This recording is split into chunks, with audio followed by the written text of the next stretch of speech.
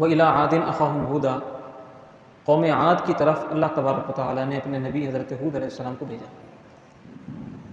پھر انہوں نے کس طرح حضرت ہود علیہ السلام کی تکذیب کی، اللہ تبارک و تعالیٰ نے ان پر عذاب نازل فرما دیا۔ عذاب کی کیا صورت تھی، یہ سب ذکر ہوا۔ اس کے بعد حضرت ابراہیم علیہ السلام کا ذکر آیا کہ حضرت ابراہیم علیہ السلام کے پاس فرشتے آئے۔ وَلَقَدْ جَاءَتْ رُسُلُنَا إِبْرَاهِيمَ بِالْبُشْرَىٰ قَالُوا سَلَامًا، خوشخبری لے کر آئے حضرت ابراہیم علیہ السلام کے پاس فرشتے، اور خوشخبری کس چیز کی تھی؟ خوشخبری تھی اولاد کی۔ حضرت ابراہیم علیہ السلام کے پاس ان کی زوجہ بھی کھڑی تھی۔ جب اولاد کی خوشخبری سنائی اور آئے بشری لبادے میں، اللہ کے فرشتے بشری لبادے میں حضرت ابراہیم علیہ السلام کے پاس آئے اور کہا کہ آپ کو خوشخبری ہو، آپ کے یہاں اولاد ہونے والی ہے۔ تو حضرت ابراہیم علیہ السلام کی زوجہ بھی پاس کھڑی تھی۔ انہوں نے کہا کہ ہم تو بوڑھے ہیں، اس عمر میں بظاہر کوئی امکان تو نہیں ہے، کوئی سبب تو نہیں ہے اولاد کا۔ بعد میں پھر ظاہر ہوا کہ یہ اللہ تعالیٰ کی طرف سے فرشتے تھے، اور قرآن کہتا ہے فَلَمَّا ذَهَبَ عَنْ إِبْرَاهِيمَ الرَّوْعُ يُجَادِلُنَا فِي قَوْمِ لُوط، ایک قسم کا ایک روب طاری ہو گیا نا۔ اور جب وہ ختم ہوا تو پھر حضرت ابراہیم علیہ السلام نے بات کی حضرت لوط علیہ السلام کی قوم سے متعلق۔ تو انہوں نے پھر بتایا، انہوں نے کہا کہ ہاں حضرت لوط علیہ السلام کی قوم پر عذاب مسلط ہو چکا ہے، لازم ہو چکا ہے، ان کی قوم پر عذاب آئے گا، ہم ان کی قوم پر عذاب لائیں گے، اور حضرت لوط علیہ السلام کو بچا لیں گے، جو ان کے ساتھی ہوں گے ان کو بچا لیں گے۔ اس طرح کی ڈسکشن ان کے درمیان ہوئی، اور اس کا تفصیلی تذکرہ مختلف جگہوں پر ہے، آئے گا 19ویں سپارے میں، وہ تفصیل کے ساتھ آئے گا، جہاں ساری اقوام کے ذکر ہیں، ان کے عذابات کے اذکار موجود ہیں، وہاں انشاءاللہ تفصیل کے ساتھ ساری قوموں کا ذکر کریں گے۔ قوم عاد بھی ہے، قوم سمود جو حضرت صالح علیہ السلام کی قوم تھی،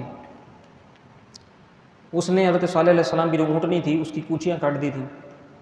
ان کو سمجھایا بھی تھا کہ یہ اونٹنی اللہ تعالیٰ کی نشانیوں میں سے ایک نشانی ہے، پہاڑ کے اندر سے برآمد ہوئی تھی، پہاڑ میں سے غار میں سے ایک اونٹنی نکل کے آ گئی۔ بھئی غار میں سے اونٹنی کیسے نکل سکتی ہے؟ کوئی اونٹنی اندر گئی ہو، اس نے جا کر وہاں بچے کو جنا ہو، اور پھر وہ بچہ ایک غار کے اندر پلتا رہا ہو، پل کر پورا اونٹ بن گیا ہو، وہ پھر غار میں سے باہر نکل کے آئے، بظاہر ممکن نہیں ہے، کیسے ہو سکتا ہے؟ غار میں سے ایک اونٹنی نکل کے آ گئی، اور وہ بھی انہوں نے ہی کہا تھا کہ اگر آپ اللہ کے نبی ہیں تو ایسا کر کے دکھا دیں۔ انہوں نے دکھا دیا، اونٹنی وہاں سے نکال دی، پھر بھی ایمان نہیں لائے، دشمن ہو گئے۔ تو انہوں نے پھر اونٹنی کی کوچیاں کاٹ دیں، سمجھایا بھی تھا ان کو کہ یہ اللہ کی نشانی ہے، اس کو مار دیا، اور پھر ان کے اوپر عذاب مسلط ہو گیا۔ کیسا عذاب تھا، کیا تھا، وہ سارے انشاءاللہ تذکرے نا 19ویں سپارے میں تفصیل کے ساتھ۔ تو یوں کچھ اقوام کا ذکر ہے۔ پھر آگے چلتے ہیں، آگے شروع ہو جاتی ہے سورہ یوسف۔ سورہ یوسف کی تو کیا بات ہے، اس کو اللہ رب العزت نے احسن القصص فرمایا۔ حضرت یوسف علیہ السلام کے ذکر کو جب سورہ یوسف شروع ہوتی ہے تو اللہ تعالیٰ نے فرمایا نحن نقص علیک احسن القصص، سبحان اللہ، کہ ہم بیان کر رہے ہیں آپ کے سامنے بہترین قصہ، زبردست قصہ، زبردست حکایت آپ کو سنا رہے ہیں۔ تو بہترین قصہ جس کو اللہ تعالیٰ نے فرمایا وہ حضرت یوسف علیہ السلام کا قصہ ہے۔ کہاں سے بات چلی، کہاں جا کے بات ختم ہوئی، یہ خواب دیکھتے ہیں اور اپنے والد حضرت یعقوب علیہ السلام کو بتاتے ہیں کہ ابا جان میں نے خواب میں دیکھا ہے کہ ستارے بھی مجھے 11 کوكبا، 11 ستارے مجھے سجدہ کر رہے ہیں، اور شمس و قمر، سورج و چاند بھی مجھے سجدہ کر رہے ہیں، میں نے خواب میں دیکھا ہے۔ تو انہوں نے کہا کہ اپنے بھائیوں کو مت بتانا۔ انہیں بھائیوں کا اندازہ تھا اور خود بھی اللہ کے نبی تھے۔ تو ہوا یہ کہ پھر بھائیوں کو کچھ حضرت یوسف علیہ السلام کے حوالے سے معلوم ہوا، اندازہ ہوا، اور انہوں نے پھر کیا کیا، حضرت یوسف علیہ السلام کو کنویں میں ڈال دیا۔ کنویں میں ڈال کے وہ لوگ چلے گئے، اور گھر جا کے بتا دیا کہ یوں ہو گیا، وہ ہو گیا نا، وہ بھیڑیے نے کھا لیا۔ تو پھر بعد میں حضرت یوسف علیہ السلام کنویں سے نکلے، اور اللہ تعالیٰ نے ایک تدبیر فرمائی تھی کہ وہ غلام بن کر پھر مصر میں پہنچ گئے۔ راستے میں لوگوں نے پکڑ لیا، مصر لے گئے غلام بنا کر۔ جب مصر گئے غلام بن کر تو جو عزیز مصر تھا، عزیز مصر نے دیکھا تو اتنا خوبصورت غلام آتا ہے، سبحان اللہ۔ تو اس نے اپنی بیوی سے کہا ایسا کرتے ہیں کہ اس کو اپنا بیٹا بنا لیتے ہیں، اس کو گھر میں رکھ لیتے ہیں، اس کو اپنا بیٹا بنا لیتے ہیں۔ پھر جب بڑے ہوئے، اس وقت تو چھوٹے تھے جب کنویں میں ڈالا تھا، وہ جب غلام بن کر آئے تھے، پھر جب بڑے ہوئے تو انتہائی خوبصورت ہو گئے، جب جوان ہوئے تو خوبصورتی کا ظاہر ہے جوانی ویسے ہی، اور پھر یوسف علیہ السلام کا حسن، سبحان اللہ، تو اتنے خوبصورت اور اتنے حسین ہو گئے کہ جو عزیز مصر کی بیوی تھی، جس کو عزیز مصر نے کہا تھا کہ اس کو اپنی اولاد بنا لو، وہی حضرت یوسف علیہ السلام پر عاشق ہو گئی۔ اس کا نام زلیخا لیا جاتا ہے۔ تو یہ ہوا کہ حضرت یوسف علیہ السلام کو ایک کمرے میں بند کر دیا گیا اور اندر سے کنڈی لگانے کی کوشش کی گئی، گناہ کا ارادہ کیا گیا۔ حضرت یوسف علیہ السلام وہاں سے بھاگے۔ جب بھاگے اس نے قمیص پکڑ کے کھینچی روکنے کے لیے کہ کہیں ایسا نہ ہو کہ باہر جا کر بتا دیں یا واپس بلانے کے لیے۔ قمیص پکڑ کے کھینچی تو قمیص پیچھے سے پھٹ گئی، قرآن بتاتا ہے کہ فلما رأى قميصه قد من قبل فكذبت وهو من الصادقين فلما رأى قميصه قد من دبر فصدقت وهو من، اس طرح کر کے قرآن جو ہے بتاتا ہے فلما رأى قميصه قد من قبل فصدقت وهو من الكاذبين، کہ اگر قمیض آگے سے پھٹی ہوگی تو کس کا قصور ہوگا، پیچھے سے پھٹی ہوگی تو کس کا قصور ہوگا۔ یہ جو بات تھی نا اصل میں یہ ہوئی کب؟ قمیض پیچھے سے پھٹ گئی۔ اچھا، جب قمیض پھٹ گئی اور اس کے بعد پھر معاملہ ختم ہو گیا، یوسف علیہ السلام باہر آ گئے، عزیز مصر آ گیا، اس نے آ کر دیکھا کہ یہ سب کیا ہو رہا بھائی۔ تو عزیز مصر کی زوجہ نے بجائے غلطی کا اعتراف کرنے کے حضرت یوسف علیہ السلام پر الزام لگا دیا، یوسف علیہ السلام پر الزام لگا۔ یہ میں پورا آپ کو ترتیب کے ساتھ قصہ جو آیا ہے نا، پورا سورہ یوسف کا خلاصہ بتا رہا ہوں ترتیب سے انشاءاللہ۔ تو یوسف علیہ السلام کے اوپر الزام لگا دیا۔ اب یوسف علیہ السلام کو قید کر دیا گیا جیل میں، الزام لگ گیا، جیل میں چلے گئے۔ اب جیل میں چلے گئے، جیل کاٹ رہے ہیں۔ اب دیکھیں کہاں سے شروع ہوئے تھے، خواب نظر آیا، بھائیوں نے دشمنی کی، کنویں میں ڈال دیا، وہاں سے چلے ہیں، اب پہنچ گئے جیل تک۔ جب جیل میں پہنچے تو جیل میں جب پہنچے ہیں تو جیل میں آپ کے ساتھ کچھ لوگ تھے، انہوں نے آپ سے اپنے خواب کی تعبیر پوچھی۔ اللہ نے آپ کو خواب کی تعبیر سکھائی، تعبیر الرؤیا میں بڑے ماہر تھے یوسف علیہ السلام۔ تو انہوں نے خواب کی تعبیر پوچھی۔ ایک نے کہا کہ میں خواب میں دیکھ رہا ہوں کہ انی اعصر خمرا، میں شراب نچوڑ رہا ہوں، اور دوسرے نے کہا کہ میں نے خواب میں دیکھا انی احمل فوق رأسی خبزا، کہ میں اپنے سر پہ روٹیاں اٹھا کے لے جا رہا ہوں۔ تو ایک کو حضرت یوسف علیہ السلام نے کہا کہ تمہیں بادشاہ کا قرب ملے گا، عزیز مصر کا قرب ملے گا، اور تم اس کو شراب پلاؤ گے۔ دوسرے کو کہا کہ تمہیں سولی پر لٹکا دیا جائے گا، تمہیں قتل کر دیا جائے گا، اور تمہیں چیل کبے کھائیں گے، پرندے کھائیں گے، نوچ نوچ کے کھا جائیں گے۔ اور ویسے ہی ہوا، جس کا کہا گیا تھا کہ اس کو سولی پر لٹکا دیا جائے گا، اس کو سولی پر لٹکا دیا گیا، چیل کبوں نے اس کو کھا لیا۔ جس کو کہا گیا تھا کہ بادشاہ کا مقرب بن جائے گا، وہ بن گیا۔ پھر ایک مرتبہ ایسا ہوا کہ بادشاہ نے ایک خواب دیکھا، وہ بادشاہ بڑا پریشان ہوا، اس کی تعبیر کیا ہے؟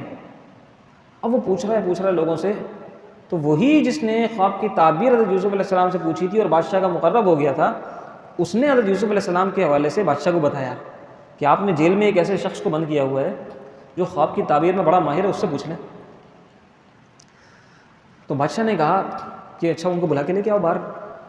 جب بلانے گئے تو حضرت یوسف علیہ السلام نے کہا میں ایسے تو باہر نہیں آؤں گا، پہلے جو الزام میرے اوپر لگا تھا اس الزام کا کچھ کرو، جب تک میں الزام سے بری نہیں ہو جاتا تب تک میں باہر نہیں آؤں گا۔ اچھا بھائی، اب یہ تو ایک مسئلہ ہو گیا، ظاہر ہے کہ بادشاہ کو باہر تو بلانا تھا۔ اب بادشاہ نے کہا کہ چلو اس کا فیصلہ کرتے ہیں۔ اب عورت کے عزیز مصر کی جو بیوی تھی، اسی کے رشتہ داروں میں سے ایک شخص تھا جو بڑا ہی سمجھدار تھا، بڑا فطین تھا، اس کو فیصلے کے لیے بلایا گیا۔ وہ آیا، اس نے دیکھا، اس نے کہا کہ اگر ان کی قمیض آگے سے پھٹی ہوئی ہے، یہ وہ بات جو میں پیچھے کر رہا تھا، اگر ان کی قمیض آگے سے پھٹی ہوئی ہے تو ان کا قصور ہے، اگر ان کی قمیض پیچھے سے پھٹی ہوئی ہے تو پھر عورت کا قصور ہے۔ اب دیکھیں کیسی سمجھداری کی بات ہے، یعنی اگر قمیض آگے سے پھٹی ہے تو ظاہر ہے کہ عورت نے گریبان پکڑ کے پکڑا ہوگا، اپنے آپ کو بچایا ہوگا، اور اگر قمیض پیچھے سے پھٹی ہے تو انہوں نے اپنے آپ کو بچایا، جیسے سمجھداری کی بات۔ دیکھا تو قمیض پیچھے سے پڑی، فلما رأى قمیصہ قد من دبر قال انہ من کیدکن ان کیدکن عظیم۔ دیکھا کہ قمیض پیچھے سے پھٹی ہوئی ہے تو کہا کہ یہ اس عورت کا مکر ہے، اور کہا گیا کہ ان کیدکن عظیم، عورتوں تمہارا مکر بہت شدید ہے، عورتوں کا مکر بہت شدید ہے۔ تو شیطان کے مکر کے بارے میں کہا گیا کہ اس کا مکر کمزور ہے، عورتوں کے مکر کے بارے میں کہا گیا کہ ان کا مکر بہت شدید ہے۔ اللہ تعالیٰ خیر فرمائے، ہر عورت بھی ایسی نہیں ہوتی اور ہر وقت مکر بھی نہیں ہوتا، لیکن بہرحال قرآن کریم میں اس کو شدید کہا گیا، اور واقعی ایسا ہے۔ بڑے بڑے متقی، بڑے بڑے پرہیزگار لوگ ہیں، بڑے بڑے پرہیزگار، بڑے بڑے پرہیزگاری کے دعوے کرنے والے، ان کے پاس لے جا کے تھوڑی دیر کے لیے عورت چھوڑ دو، سمجھ میں آ جائے گا کتنے پرہیزگار۔ جو واقعی پرہیزگار ہوں گے نا، جو واقعی پرہیزگار ہوں گے وہ اس عورت کو بھی پرہیزگار بنا دیں گے، اور ایسا ہے، اللہ کے اولیاء ہیں ایسے۔ حضرت بابا فرید گنج شکر رحمۃ اللہ تعالیٰ علیہ، اور بڑے بڑے نام ہیں جن کو اس طریقے سے بھی پھنسانے کی کوشش کی گئی کہ ہر وقت یہ مراقبے کے اندر رہتے ہیں، ہر وقت مراقبے میں رہتے ہیں۔ ابھی بتاتے ہیں ہم ان کو۔ ایک خوبصورت دوشیزہ منتخب کی گئی کئی خوبصورت لڑکیوں میں سے، اس کو گھنگرو پہنائے گئے، اس کو تیار کیا گیا سجا سنوار کے، اور اللہ کے ولی کے پاس چھوڑ دیا گیا کہ جاؤ ناچو، ان کو اپنے حسن میں گرفتار کرو۔ وہ ناچتی رہی ناچتی رہی ناچتی رہی ناچتی رہی، ناچ ناچ کے تھک گئی، لیکن اللہ کے ولی نے سر اٹھا کر اسے نہیں دیکھا، ناچ ناچ کے تھک گئی، اپنی ادائیں دکھا دکھا کے تھک گئی۔ اس نے معافی مانگ لی، اس نے کہا کہ یہ کیا چیز ہے، آپ مجھے دیکھ نہیں رہے ہیں۔ کہا کہ میں تمہیں دیکھ ہی نہیں سکتا، تمہیں دیکھنا جائز ہی نہیں ہے، میرے رب نے مجھے روکا ہوا ہے، میں اپنے رب کا بندہ ہوں، میری آنکھیں جھکی ہوئی ہیں، میں تمہاری طرف نہیں آ سکتا، تمہیں دیکھ بھی نہیں سکتا۔ تو اتنا مضبوط ایمان، یہ جو ایمان ہوتا ہے نا، تو یہ ہے جناب، اللہ تعالیٰ اپنے ولیوں کو بچا لیتا ہے۔ تو بات چل رہی تھی مکر سے کہ جب عورت مکر پہ آئے یا فتنے پہ آئے یا آزمائش پہ آئے تو عورت کا فتنہ بہت شدید ہے، لیکن ہسٹری کے اندر حضرت سیدہ کائنات جیسی بھی عورتیں تو ہیں، وہ بھی تو عورت ہیں، خاتون جنت بھی تو عورت ہیں، حضرت خدیجۃ الکبریٰ بھی تو عورت ہیں، حضرت عائشہ صدیقہ بھی تو عورت ہیں، حضرت رابعہ بصریہ بھی تو عورت ہیں۔ تو یوں نہ کہا جائے کہ عورتیں ساری خراب ہوتی ہیں، معاذ اللہ معاذ اللہ، یہ بھی بہت بری بات ہے، ایسا نہیں ہے۔ عورتیں بھی اللہ کی بڑی بڑی ولیاں ہیں، حضرت بی بی مریم بھی عورت ہیں، عیسیٰ کی والدہ، حضرت مریم کی والدہ جن کا امرأۃ عمران کر کے ذکر آیا ہے، اذ قالت امرأۃ عمران، حضرت عمران کی والدہ جو حضرت مریم کی، حضرت عمران کی زوجہ جو حضرت مریم کی والدہ ہیں، کیا کمال عورت ہیں۔ اسی طرح حضرت آسیہ جو کہ فرعون کی زوجہ ہیں، فرعون کی زوجہ حضرت آسیہ، وہ اللہ کی بڑی مقرب تھیں، فرعون کی زوجہ، فرعون کی زوجیت میں رہیں، حضرت موسیٰ کو پالا ہے انہوں نے، وہ اللہ کی بڑی مقرب تھیں، ان کی بیٹی اللہ کی بڑی مقرب تھی۔ تو یہ چیزیں، اور ان کے ہاں ایک وہ ماتشہ تھی کام کرنے والی، وہ اللہ کی بڑی مقرب تھی، ہاں اس کی میں بات کر رہا ہوں، بیٹی کی نہیں۔ ان کی یہاں ایک ماتشہ آتی تھی، وہ پلتی تھی بچیوں کی طرح، سگی بچی کی بات نہیں کر رہا۔ تو یہ ہے، بہرحال تو جناب ایسی ایسی خواتین کے تذکرے تاریخ کے اندر موجود ہیں کہ انسان پڑھے تو حیران ہو جائے، اللہ اکبر۔ بہر کیف، تو قرآن نے کہا کہ ان کا مکر بہت شدید ہے۔ اب جناب جب یہ ہو گیا نا معاملہ، تو عورت نے بھی پھر اعتراف کر لیا، عورت نے کہا کہ ہاں میری غلطی تھی، یہ پاک ہیں، یہ پاک دامن ہے، مجھ سے غلطی ہو گئی، اعتراف کر لیا۔ اب عورتیں کہنے لگیں جو اس کی سہیلیاں تھیں کہ تمہیں شرم نہیں آئی، اپنے اسٹیٹس تو دیکھتی۔ بات یہ ہوتی ہے نا کہ اپنے اسٹیٹس کی کسی لڑکے کو تم پسند کر لیتی، تم ایک غلام پہ عاشق ہو گئی، تم بادشاہ کی بیوی ہو، تم ملکہ ہو، تم ایک غلام پہ عاشق ہو گئی۔ اس نے کہا اچھا صبر کرو، صبر کرو، ابھی میں تمہیں بتاتی ہوں کہ میں اس پہ کیوں عاشق ہو گئی۔ اب آتا ہے وہ ذکر، سب کو ہاتھ میں چھری دے کر بٹھا دیا اور پھل دے کر بٹھا دیا، اور حضرت یوسف علیہ السلام کو ان کے سامنے سے گزار دیا۔ ان کے ہاتھ میں چھریاں تھیں اور پھل تھے۔ اللہ اکبر۔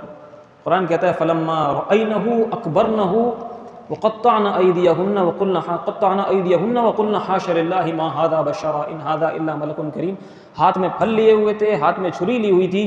جب انہوں نے حضرت یوسف کو دیکھا ہے، ہکا بکا رہ گئیں، آنکھیں کھلی رہ گئیں، منہ کھلا رہ گیا، حیران رہ گئیں۔ چھری چلانی تھی پھل پہ، چھری چلا دی اپنی انگلیوں پہ، اور اتنی حضرت یوسف علیہ السلام کے حسن میں گرفتار ہو گئیں، اتنے مسحور ہو گئیں، انگلیاں کاٹ لیں اور پتہ تک نہیں چلا، تکلیف کا بھی احساس نہیں ہوا۔ ان کو دیکھ کے چھری چلانی ہے پھل پر، یہ تو بہانہ تھا نا، چھری ایک بہانہ تھا کہ یہاں پہ بیٹھ کے ہم لوگ تو کام کر رہے ہیں۔ تو وہ پھل کاٹنے کے لیے جب ایک نظر اٹھا کے دیکھا نا ان کو، تو وہ نظر ایسی گم ہو گئی جا کر کہ بجائے پھل کاٹنے کے وہ اپنی انگلی ہی کاٹ لی نیچے، اور پتہ بھی نہ چلا، تکلیف کا بھی احساس نہیں ہوا۔ ایسا حسن تھا حضرت یوسف علیہ السلام۔ ہے لیکن مصطفیٰ کریم صلی اللہ علیہ وسلم کا جو حسن ہے، حسن یوسف پہ کٹیں مصر میں انگشت زنا، حسن یوسف پہ کٹیں مصر میں انگشت زنا، سر کٹاتے ہیں تیرے نام پہ مردان عرب۔ حسن یوسف تو وہ حسن تھا کہ جس پہ مصر میں عورتوں نے اپنی انگلیاں کاٹ لیں۔ شعر کی آپ شعر کی بلندی دیکھیں اور عروج دیکھیں، یہ مولانا احمد رضا صاحب کا شعر ہے۔ حسن یوسف پہ کٹیں مصر میں انگشت زنا، ایک طرف حسن کا ذکر ہے، اب دیکھیے گا شعر، دونوں مصرے دیکھیں۔ حسن یوسف پہ کٹیں مصر میں انگشت زنا، ایک ہے حسن یوسف، دوسرا ہے مصر میں، تیسرا ہے انگشت زنا۔ حسن پہ کٹی ہیں، کیا کٹی ہیں؟ انگلیاں، اور انگلیاں کس کی؟ عورتوں کی، اور کہاں کٹی ہیں؟ مصر میں، ٹھیک ہے۔ عورتیں کہاں کی تھیں؟ مصر کی تھیں۔ عورتیں کہاں کی تھیں؟ مصر کی عورتیں اپنی انگلیاں کاٹ رہی تھیں یوسف کا حسن دیکھ کر، ٹھیک ہے۔ تو اس کے تین قضیے ہو گئے، تین حصے ہو گئے۔ حسن دیکھ کر کاٹی ہیں انگلیاں عورتوں نے، اور عورتیں بھی کہاں کی؟ مصر کی۔ مصر کی عورتیں ہوتی ہیں نازک مزاج، نرم مزاج۔ مصر کے لوگ عموماً نرم مزاج ہوتے ہیں، اچھا حسین بہت ہوتے ہیں، مصر کا حسن تو مشہور ہے۔ نازک مزاج ہوتے ہیں، نرم مزاج ہوتے ہیں، اور تھی بھی وہ عورتیں دل پھینک دینے والے ہوتے ہیں، دل چھوڑ دینے والے ہوتے ہیں۔ عورتیں تھیں، دل ہار گئیں، انگلیاں کاٹ لیں، اور تھیں بھی مصر کی جو ویسے ہی نرم مزاج ہوتی ہیں، دل ہار جاتی ہیں آسانی سے۔ اور یہ سب ہوا ہے حسن یوسف کو دیکھ کر۔ دوسرا مصرع آپ سنیں شعر کا، سر کٹاتے ہیں تیرے نام پہ مردان عرب۔ وہاں حسن تھا،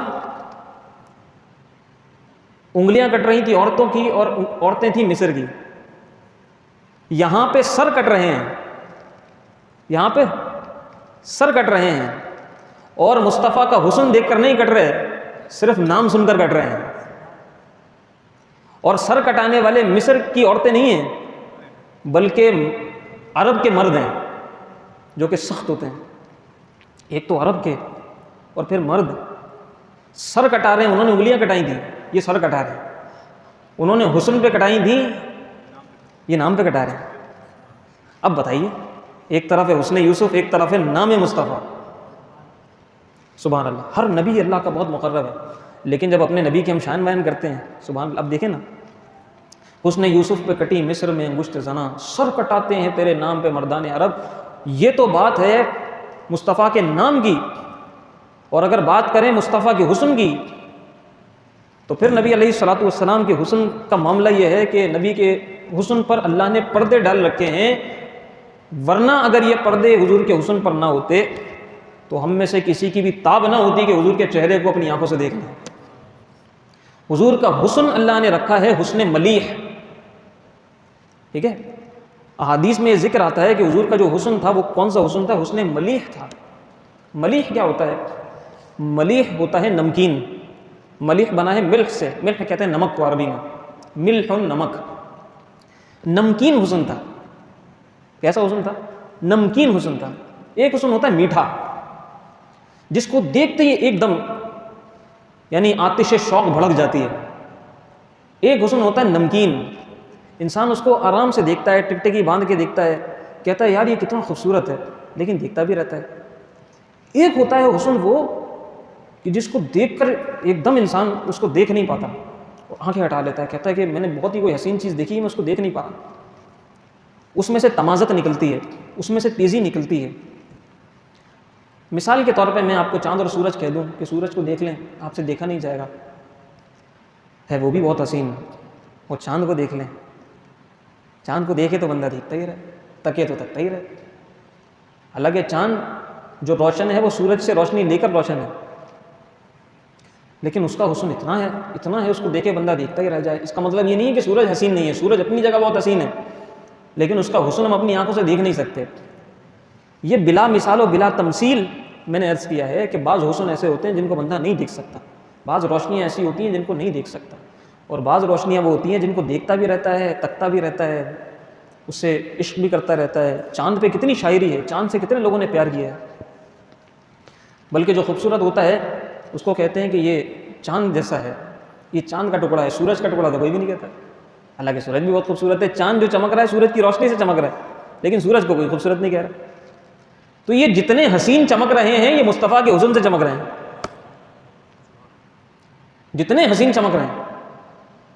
یہ نبوت مصطفیٰ چل رہی تھی، نور مصطفیٰ چل رہا تھا، جو سارے انبیاء کی پیشانیوں میں چمک رہا ہے، سارے انبیاء کے چہروں میں چمک رہا ہے۔ سب چمکنے والے چمکے ہیں نبی کے نور سے، چمک تو اس سے پاتے ہیں سب پانے والے، سارے انہی کی چمک سے چمک رہے ہیں۔ لیکن خود ان کی چمک ایسی ہے کہ ان کی چمک کو بندہ دیکھ سکتا ہے، لیکن دوسری طرف ایسی بھی ہے کہ کئی صحابہ ایسے ہیں جن سے جب پوچھا گیا نا کہ نبی کا حسن بیان کرو، تو انہوں نے کہا کہ آج تک ہم نے نگاہ بھر کر حضور کو دیکھا ہی نہیں، ہم دیکھ ہی نہیں سکتے تھے۔ اور اگر کہیں عشق کی بات تو حضور کا جو حسن ہے وہ انشاءاللہ محشر میں روشن ہوگا، سب کے سامنے ہوگا، اور پھر وہ حسن ہوگا کہ یوسف بھی جس حسن کو انشاءاللہ تک رہے ہوں گے، حسن یوسف بھی جس حسن کو تکتا ہوگا وہ حسن مصطفیٰ ہوگا، اس میں کوئی شک نہیں انشاءاللہ۔ تو سارے انبیاء اپنی اپنی جگہ معزز مقدس، لیکن سارے انبیاء کو اچھا حسن یوسف کیا تھا؟ حسن یوسف ایک معجزہ تھا، یہ بھی میں آپ کو بتا دوں۔ حسن یوسف کیا تھا؟ معجزہ تھا۔ اتنا حسین کوئی شخص عموماً نہیں ہو سکتا، وہ ایک معجزہ تھا، اور اللہ نے اپنے انبیاء کو جو معجزات عطا فرمائے ہیں وہ اس زمانے کے مطابق جو چیز عروج پر تھی نا، اسی کو اپنی کمال شکل کمال صورت میں معجزے کے طور پر دے کر اپنے نبی کو بھیجا ہے نا۔ یہ باتیں پہلے بھی ہماری ہو چکی ہیں، جمعے میں تو 2-3 مرتبہ اس پر ہماری بات ہو چکی۔ دیکھیں مصر کا حسن مشہور ہے نا، یوسف علیہ السلام کہاں تھے؟ مصر میں۔ لوگ وہاں پر اپنے حسن پر ناز کرتے تھے، تو اللہ نے یوسف کو ایسا حسن دے کے بھیجا کہ سارے حسین اپنا حسن بھول گئے۔ تو یہ جو حسن تھا یہ معجزہ تھا، جس کو دیکھ کر لوگ جو ہے حیران ہو جاتے تھے۔ حضرت موسیٰ علیہ السلام کو جس دور میں بھیجا، جادو کے عروج کا دور تھا، لوگ رسیاں پھینک کے سانپ بناتے تھے، اس میں عصا دے دیا جو بڑا ساجدہ بن گیا۔ حضرت عیسیٰ علیہ السلام کو جب بھیجا تو وہ طب کے عروج کا دور تھا، لیکن وہ جو وہاں کے طبیب تھے، اطباء تھے، وہ کوڑ کے مرض کی شفا اور دوا دریافت نہیں کر سکے تھے۔ اللہ نے اسی کو معجزہ دے کے بھیج دیا، ہاتھ پھیرتے تھے صرف کوڑ کا مریض شفا یاب ہو جاتا تھا۔ وہ لوگ تھک گئے دوائیں تلاش کر کر کے، لیکن کوڑ کے مریض کی دوا نہیں ملی۔ اللہ کے نبی آئے، انہوں نے ہاتھ پھیرا اور مریض شفا یاب ہو گیا۔ یہ معجزہ تھا۔ تو بات ہماری چل رہی تھی جناب اس نے یوسف پر کہ انہوں نے دیکھا، بس اب ہم اختتام کی جانب گامزن ہیں، انہوں نے دیکھا حضرت یوسف علیہ السلام کے حسن کو اور اپنی انگلیاں کاٹ لیں۔ فلما رأینہ اکبرنہ وقطعن ایدیہن، اپنی انگلیاں کاٹ لیں اور انہوں نے کہا حاشا للہ ما ھذا بشرا، یہ کوئی انسان تو نہیں ہے، یہ تو کوئی ملک کریم ہے، یہ تو کوئی اللہ کا کوئی پیارا فرشتہ ہے۔ اب دیکھیں جملہ عزیز مصر کی بیوی کا، قالت فذلکن الذی لمتننی فیہ. ہوتا نا انسان کونیاں مارتا ہے یا چٹکیاں بھرتا ہے اور کہتا ہے کہ دیکھ لیا تم نے، دیکھ لیا تم نے، مجھے ملامت کرتے تھے نا تم لوگ کہ یہ غلام پر دیوانی ہو گئی، دیکھ لیا وہ غلام کا حسن کیا ہے، غلام ہے کیسا. تم لوگ بھی ہو گئی نا عاشق، تم لوگ بھی ہو گئی نا فریفتہ، تم بھی ہو گئی نا دیوانی، اس کے حسن میں کھو گئی نا. تو وہ نہیں انسان فخر کرتا کہ مطلب میں اگر دیوانہ ہوا تو صرف ایک میں ہی عاشق نہیں ہوں، بلکہ یہ پورا جہان ہی اس کا عاشق ہے، جو اس کو دیکھ لے وہی دیوانہ ہو جاتا ہے. تو میری جو پسند ہے وہ پسند میری ایسا نہیں ہے کہ کمزور ہے. تو یہ اس طرح کا معاملہ. خیر یہ ہوا معاملہ. تو حضرت یوسف علیہ السلام نے اللہ تعالیٰ کی بارگاہ میں کہا کہ یا اللہ میں جیل میں ہی اچھا تھا، اس سے بہتر تو قید ہے. یہ تو جو آزمائشیں میرے اوپر آ رہی ہیں، عورتیں میرے اوپر فریفتہ ہو رہی ہیں اور گناہ کی مجھے دعوتیں مل رہی ہیں، یا اللہ میں قید میں ہی اچھا ہوں. اس کے بعد پھر یوسف علیہ السلام کو جو ہے وہ بادشاہ نے جب دیکھا، سمجھا کہ یہ تو بڑے ذہین انسان ہیں، تو ان کو پھر بادشاہ نے پیشکش کی کہ آپ ہمارے مقرب بن جائیں. حضرت یوسف علیہ السلام نے کہا کہ مجھے آپ اپنے خزانوں کی چابیاں عطا کر دیں، میں اس پر جو ہے نا وہ امین ہوں. قال اجعلنی علی خزائن الارض انی حفیظ علیم. مجھے اپنے خزانوں کی چابیوں کے اوپر خزانوں پہ مقرر کر دیں، مجھے یہ سمجھ لیں کہ خزانچی بنا دیں، وزیر خزانہ بنا دیں. انی حفیظ علیم، میں جو ہے نا حفاظت کرنے والا بھی ہوں خزانے کی اور امانت دار بھی ہوں. یہ آیت لکھی ہوئی ہوتی ہے ہمارے اکثر جو ہے نا وہ آرمی کے جو آفیسز ہوتے ہیں نا، باہر لکھی ہوئی ہوتی ہے قال اجعلنی علی خزائن الارض، کہ ہمیں زمین کے خزانوں پر مقرر کر دیں، ہم حفاظت کرنے والے بھی ہیں اور امانت دار بھی ہیں. تو یہ حضرت یوسف علیہ السلام کا وہ جملہ تھا جو یوسف علیہ السلام نے اس موقع پر کہا تھا عزیز مصر سے، اور پھر آپ کو مقرر کر دیا. اچھا یہاں سے ایک مسئلہ بھی واضح ہوا کہ ویسے تو عہدے کی طلب، حکومتی عہدے کی طلب، کسی وزارت کی طلب اچھی بات نہیں ہے، لیکن جب کوئی شخص یہ دیکھ رہا ہو کہ میں یہ خزانہ بھی سنبھال سکتا ہوں اور میرے علاوہ کوئی اہل بھی نہیں ہے اور میں سنبھالوں گا تو ملک میں خوشحالی بھی آ جائے گی، امن و امان بھی آ جائے گا، اور ایک بڑے عہدے پہ چلا جاؤں گا، میری بات بھی لوگ سنیں گے، میں اللہ کا پیغام بھی سنا دوں گا. جب اس طرح کی صورتحال ہو تو پھر عہدہ قضا یا حکومتی عہدہ کوئی طلب کرنے میں مذائقہ بھی نہیں ہے. کیونکہ حضرت یوسف علیہ السلام نے عہدہ قضا طلب، ایک حکومتی عہدہ، ایک وزارت طلب کی تھی نا.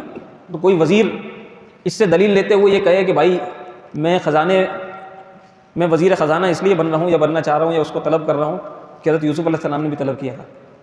بالکل بہت اچھی بات ہے اگر آپ طلب کرتے ہیں، پھر آپ کام بھی وہی کریں جو حضرت یوسف علیہ السلام نے کیے تھے، نیت بھی آپ کی وہی ہو جو حضرت یوسف علیہ السلام کی نیت تھی، پھر تو بہت اچھی بات ہے. اگر آپ کی نیت خرد برد کرنا ہو اور ادھر ادھر کرنا ہو مال، تو پھر ظاہر ہے کہ آپ اس سے دلیل تو نہ پکڑیں کم از کم، اس کی وجہ کیا تھی اس لیے میں نے عرض کر دیا. بس پھر اس کے بعد ان کے بھائی جو ہے نا وہ حضرت یوسف علیہ السلام کے پاس آ رہے تھے. حضرت یوسف علیہ السلام نے ان کو روک دیا، اور روکنے کی تدبیر یہ ہوئی کہ ان کے جو غلہ تھا نا، غلے میں ان کے جو تھیلے تھے ان کے اندر بادشاہی پیالہ رکھ دیا. ان بادشاہی فورس نے آ کر ان کو پکڑ لیا، روک لیا راستے میں، اور جو ہے نا ان کو الگ کر دیا قافلے سے. تو وہ پھر گم ہو گئے بنیامین. ان کو پھر لوگوں نے ڈھونڈا، تلاش کیا. حضرت یعقوب علیہ السلام کو جب یہ پتہ چلا، اچھا وہ لوگ جو بھائی لوگ جو آ رہے تھے یوسف علیہ السلام کے پاس، تو وہ تو اصل میں تخت کے پاس آ رہے تھے نا، بادشاہ کے پاس آ رہے تھے. ان کو تھوڑی پتہ تھا کہ وزیر خزانہ ہمارا بھائی ہے، وہی بھائی جس کو ہم نے کنویں میں ڈالا تھا آج وہ وزیر خزانہ بنا ہوا ہے. تو وہ آ رہے تھے، اصل میں قحط ہو گیا تھا پورے ملک میں، تو وہ کچھ غلہ لینے کے لیے آ رہے تھے. یوسف علیہ السلام کو پتہ چل گیا کہ یہ لوگ آ رہے ہیں، میرے بھائی بھی آ رہے ہیں. ان کو وہاں سے ہٹا دیا، اور باقی لوگ پھر آ گئے. ان کو حضرت یوسف علیہ السلام نے سارا قصہ بتا دیا کہ دیکھو میں وہاں سے نکل گیا تھا، پھر یہ میرے ساتھ ہوا، سب کچھ بتا دیا. اور پھر جو ہے نا حضرت یوسف علیہ السلام کو انہوں نے سارا واقعہ بتا دیا کہ اس طرح ہوا تھا. انہوں نے معافی بھی مانگ لی، اللہ تعالیٰ نے ان کو معاف بھی کر دیا. پھر حضرت یعقوب علیہ السلام نے تلاش کیا اپنے دونوں بچوں کو. پہلے تو حضرت یوسف علیہ السلام کو تلاش کر رہے تھے، اب حضرت بنیامین کو بھی تلاش کرنے لگے. تو روتے روتے روتے روتے پہلے ایک بچے کا غم، اب دونوں بچوں کا غم. ان کی آنکھوں کی بینائی چلی گئی. قرآن بتاتا ہے نا یہ سورہ یوسف میں، یہ آنکھوں کی بینائی ان کے روتے روتے چلی گئی. تو حضرت یوسف علیہ السلام کو جب اس کی خبر ملی تو انہوں نے کہا کہ میری یہ قمیض لے جاؤ ابا جان کے اوپر ڈالنا، ان کی آنکھوں کی بینائی واپس آ جائے گی. سبحان اللہ. تو پھر یہی ہوا. اب دیکھیں نا کہ جو اللہ والے ہوتے ہیں نا، ان کی جو چیزیں ہوتی ہیں ان کی اترن بھی بڑی بابرکت ہوتی ہے. ان سے جو چیزیں لگ جاتی ہیں، مس ہو جاتی ہیں، وہ بڑی بابرکت ہوتی ہیں. لہٰذا کبھی یہ نہیں سمجھنا چاہیے کہ نبی علیہ الصلوۃ والسلام کا منہ مبارک ہے، تو بھائی ہماری بھی داڑھی کا بال ہے، حضور کی بھی داڑھی کا بال ہے، اس میں اور ہم میں کیا فرق ہے؟ معاذ اللہ ثم معاذ اللہ۔ حضور کا بھی کرتا ہے، حضور کی بھی چپل ہے، نالین ہے اس میں، اور ہماری پھر نالین میں، وہ بھی تو چپل ہے، یہ بھی تو چپل ہے، معاذ اللہ۔ کئی ایسے واقعات آپ کو تاریخ میں مل جائیں گے، بلکہ امہات المومنین کے ایسے قصے آپ کو مل جائیں گے کہ جب بیمار لوگ آتے تھے تو وہ نبی علیہ الصلوۃ والسلام کے کرتے مبارک کو پانی میں گھما کر اس کرتے کا پانی پلا دیتے تھے، تو مریض کو شفا ہو جاتی تھی۔ اتنے مبارک ہوتے ہیں یہ کرتے، اتنی مبارک چیزیں جو اللہ کے انبیاء سے مس ہو جائیں، جو مس ہو جائیں وہ اتنے مبارک ہوتے ہیں، اور جو ہوئیں ان کے جسم کا حصہ جیسے منہ مبارک ہے۔ یہ تو کرتا وہ تھا جو مس ہو گیا نا جسم سے، جو ہوئی ان کے جسم کا حصہ، اس کی کیا شان ہوگی، اس کی کیا برکت ہوگی، سبحان اللہ۔ اسی طرح حضور کا لعاب دہن، اس کی کتنی برکتیں ہیں، آپ تاریخ میں پڑھیں لعاب دہن کے کتنے واقعات ہیں، کھارے پانی کے کنویں میں ڈال دیا تو وہ میٹھا ہو گیا۔ تو اسی طرح حضرت یوسف علیہ السلام کا جو کرتا تھا وہ ڈالا گیا، بینائی لوٹ گئی۔ اسی طرح جو اللہ کے نیک اور مقربین ہوتے ہیں، جس جگہ عبادت کر رہے ہوتے ہیں وہ جگہ بھی بہت مبارک ہوتی ہے، جس مصلی پہ وہ نماز پڑھ لیتے ہیں، جس گھر میں وہ کھانا کھا لیتے ہیں، جس برتن میں وہ کھانا کھا لیتے ہیں، جو جو چیزیں ان سے منسوب ہوتی جاتی ہیں نا، ان چیزوں کی اپنی شان اور اپنی برکت ہوتی ہے۔ اللہ رب العزت ہم سب کو قرآن کریم کا فہم بھی عطا فرمائے اور اپنے مقربین کا ادب بھی عطا فرمائے۔